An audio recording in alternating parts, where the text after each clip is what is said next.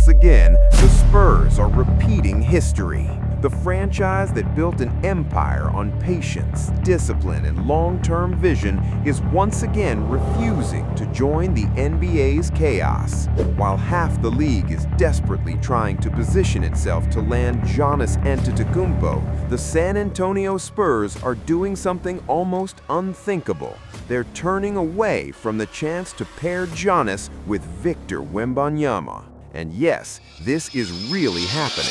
I will also just say, as a quick aside, as you're going to the trade machine over the next, couple of months here, don't bother putting Dylan Harper and Stephon in any trades. And if that means you can't come up with things to get some huge blockbuster done for the Spurs, I would say, yeah, that's right. Those guys are going to be in San Antonio, I believe, for a long, long time. Meanwhile, front offices across the league are salivating at the idea of acquiring Giannis. They're tossing draft picks around like candy, calling the Bucks every day, and praying for a chance to get in the door. But down in South Texas, the mood is different. Calm, calculated, almost stubborn. The Spurs front office is drawing their line in the sand, and it leads to one massive question. Are the Spurs missing a one-in-a-generation opportunity to put Giannis next to Wembanyama? Or are they the only team smart enough to recognize the real, hidden cost of the deal? And thanks to new reporting, we now understand the true reason why San Antonio is currently rejecting the idea of trading for the Greek Freak. When the Giannis news broke last week, every NBA fan instantly knew one thing. If the Spurs wanted Giannis, they had one of the best trade packages in the entire league. Picks, prospects, cap flexibility? San Antonio checks every box. But the real reason everyone wanted the Spurs in the discussion wasn't about assets, it was about the fit. Because Giannis next to Wembanyama wouldn't just be a terrifying front court, it would be a natural disaster for the rest of the NBA.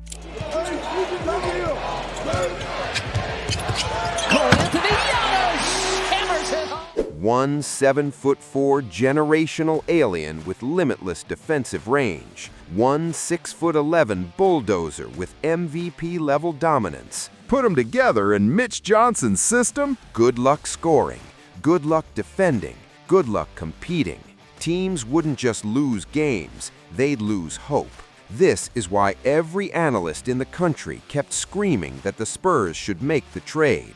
It's why fans couldn't sleep. It's why the league is on edge. But the Spurs, they see things differently. On paper, the argument is almost too simple. The Spurs already possess the rarest thing in basketball, a once-in-a-lifetime franchise cornerstone in Victor Wembanyama. But what they don't have is a guaranteed top-tier offensive superstar who can instantly elevate them into championship contention. Giannis, a top 3 player in the world, would be that missing piece. He is a walking playoff berth, a one-man transition attack, and a defensive monster. Adding him to Wemby would immediately place the Spurs in the contender category. And let's be honest, OKC is not going anywhere. The Thunder are young, deep, balanced, and built to run the Western Conference for the next decade. If the Spurs want to challenge them sooner rather than later, trading for Giannis is the quickest shortcut. There's also an uncomfortable truth Spurs fans don't love to hear. With Wemby's unique frame, there is no guarantee he will have a 15 to 20-year career. Physics doesn't lie. Tall players historically battle injuries, so the logic is real. Try to slow the advance. Oh my! The tomahawk! Why wait 5 to 6 years to contend when you can contend immediately? Why gamble with time when your superstar's longevity is unknown? From an outsider's perspective, trading for Giannis makes perfect sense, but the Spurs aren't outsiders. San Antonio genuinely believes they've stumbled upon the modern reincarnation of the Duncan, Parker, Ginobili trio. Wembanyama equals Tim Duncan, the generational big. Stephon equals Tony Parker, the calm, controlled floor general. Dylan Harper equals Mono Ginobili, the creative lefty with star potential.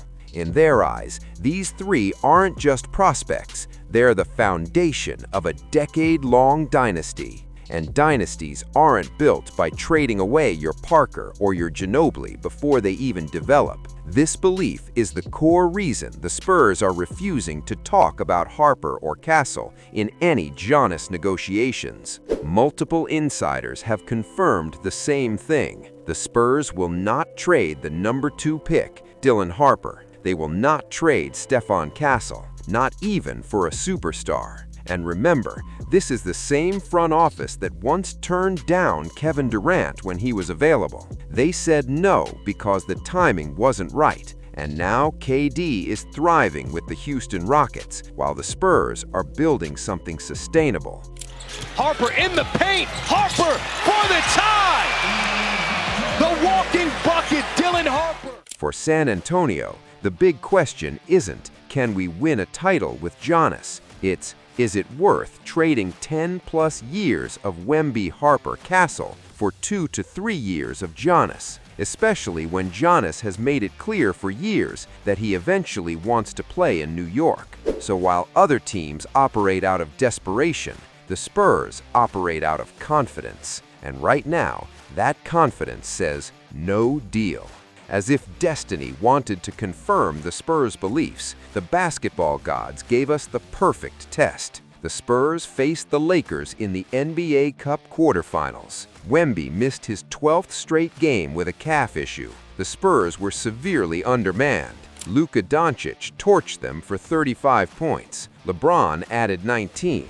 Marcus Smart went off for 26 off the bench. And yet, the Spurs, without Wemby, dominated the Lakers. Dylan Harper controlled the game like a seasoned veteran. The Spurs bench outscored the Lakers bench by 17 points, and Stephon Castle dropped 30 points, including 21 in the second half, completely taking over the game. This wasn't luck. This wasn't a fluke. This was a message. And that message was simple.